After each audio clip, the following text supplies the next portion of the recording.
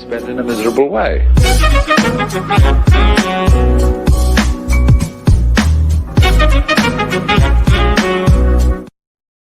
U.S. News: Democratic unity against Northam shows centrality of race in Trump era. The New York Times. Washington knew the irony was difficult to miss on the same day that from Democratic government, Ralph Northam Smith, but the near simultaneous reminders of the country's ugly past on race and the prospects for a more inclusive future were not just a matter of happenstance. It reflected the duality of American politics in the Trump era. The largest class of women. The congressional if President Trump's election amounted to an angry rejoinder to America's first black president, as many on the left believe, Mr. Trump has created a backlash of his own, energizing women and people of color who represent an unmistakable rebuke to his demagoguery on race and ethnicity and his misogynistic attacks. But the president is also reshaping Democratic politics in far-reaching ways. His divisive behavior, and the Republican silence that often meets it, has pushed Democrats to try to set an example by aggressively confronting current and past misconduct in their own ranks, as they did with Mr. Northam, the Virginia leader. And since Mr. Trump's election, Democrats are also speaking far more bluntly about issues of race and identity at a time when their base is increasingly made up of people of color and white progressives. In doing so, Democrats have been giving no quarter to their own. Al Franken, Mr. Northam discovered within hours of the picture of a man in blackface and another in Ku Klux Klan robes appearing online. The governor's aides quickly telephoned Democrats working for some of the 2020 hopefuls, pleading with the candidates not to call for his resignation, according to a Democrat familiar with the conversations, but to no avail. Some of the first, for us to be critical of the president and not be willing to stand up to one of our own would be hypocritical, said Representative Donald McCachen of Virginia, who on Friday night called for the resignation of Mr. Northam, his classmate in the state Senate. As we distinguish, further, Mr. Trump's willingness to wield race as a political weapon, you portraying undocumented immigrants as murderers, for example, you has also amplified the expectations of what Democratic activists expect from their own candidates.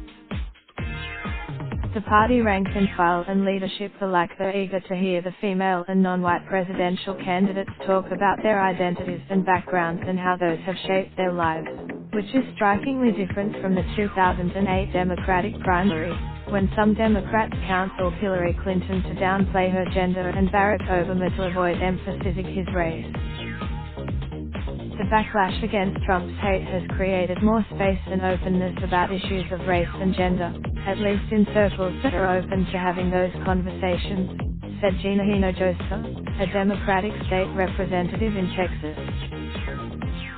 But the expectations on the 2020 hopefuls to talk candidly about their own experiences, and how they relate to some of the country's thorniest and deep-seated challenges, are not only being placed on the shoulders of the women and racial minorities in the field. We need to hear from the white candidates about their whiteness and how white privilege has affected their lives, said Brittany Paquette, a racial justice activist, adding not only is it politically safe, it's politically necessary to have this conversation. Some of the Democrats running for president have already taken the cue. Senator Elizabeth and the candidates of color are proudly highlighting the communities they are grounded in. Mr. Castro, there's no way that Democrats are going to nominate somebody who is timid on race or gender issues, said Deola Gibbs-Lutcher, a senior vice president at the Center for American Progress, a liberal research institute. There is also more grassroots pressure on the party's incumbent lawmakers, especially those who represent progressive and often diverse constituencies. Two of the most hyped people are demanding more from elected officials because of what we're dealing with in the White House, said Yasmin Taib, an Iranian-American human rights lawyer in Virginia who is challenging one of the state's most powerful state senators in a primary this year. As demonstrated by Mr. Northam, who admitted to putting shoe polish on his face once for a Michael Jackson-themed party, there are plenty of Democrats who have acted in ways the party cannot tolerate. But what is just Democrats are finally starting to move in the right direction, said Representative Cedric Richmond of Louisiana, who just finished a stint as head of the Congressional Black Caucus.